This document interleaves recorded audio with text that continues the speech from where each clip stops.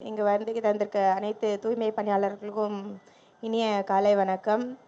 இன்றைக்கு மாண்புமிகு தமிழ்நாடு முதலமைச்சர் அவர்கள் தொடர்ந்து தூய்மை பணியாளர்களுக்கென பல்வேறு நலத்திட்டங்களை செயல்படுத்தி வருகிறார்கள். அந்த வகையில் இந்த நிதிநிலை அறிக்கையின் பொழுது பெருநகர சென்னை மாநகராட்சியில் இருக்கக்கூடிய அனைத்து தூய்மை பணியாளர்களுக்கும் வரக்கூடிய கோடை காலத்தை முன்னிட்டு ஒவ்வொரு தூய்மை பணியாளரின் உடல் ஆரோக்கியத்தை கருதி உடம்பில் இருக்கக்கூடிய நீர் சக்தி குறையாமல் இருப்பதற்காக மாநகராட்சி சார்பாக மோர் வழங்கும் திட்டத்தினை துவங்கி வைக்கப்படும் என்று தெரிவித்திருந்தோம். அந்த வகையில் இன்றைக்கு திட்டம் துவங்கி வைக்கப்படுகிறது. தூய்மை பணியாளர்கள் பணி மிகவும் முக்கியமான பணி. சென்னை மாநகராட்சியை சிங்காரமாக வைக்கக்கூடிய பணி உங்களுடைய பணி.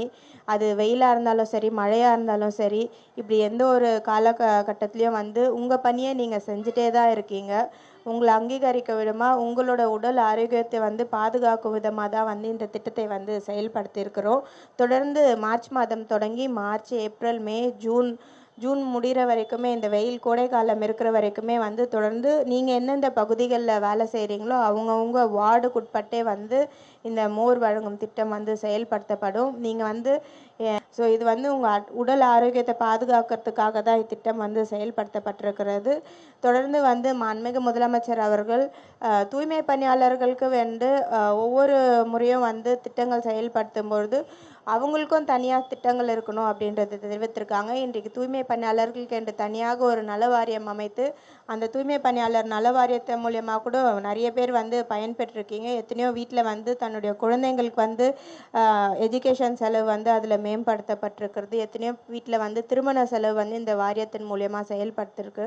அதே போல் நீங்கள் பணியில் இருக்கும் பொழுது ஏதாவது இன்ஜுரி ஆனால் அதுக்கும் இந்த வாரியத்தின் மூலியமாக ஹெல்த் இன்சூரன்ஸ் கிளைம் படுத்தப்பட்டிருக்கு. நீங்களும் ஒவ்வொரு நாளும் ஒவ்வொரு பகுதி வாரியாக இந்த குப்பைகளை சேகரிக்கும் பணியில் இருக்கீங்க. எல்லாருமே கையில் தொடர்ந்து மாஸ்க் போடணும், க்ளவுஸ் போடணும், உங்களுக்கு கொடுத்துருக்கக்கூடிய யூனிஃபார்ம் போடணும். அதே போல் உங்களுக்கு கோடை காலத்தை முன்னிட்டு எல்லாருக்குமே கேப் கொடுப்போம். அந்த கேப்பையும் போட்டு உங்களோட செல்ஃப் ஹெல்த்தையும் நீங்களும் பார்த்துக்குமாறு கேட்டுக்கொண்டு விடைபெறுகிறேன். நன்றி.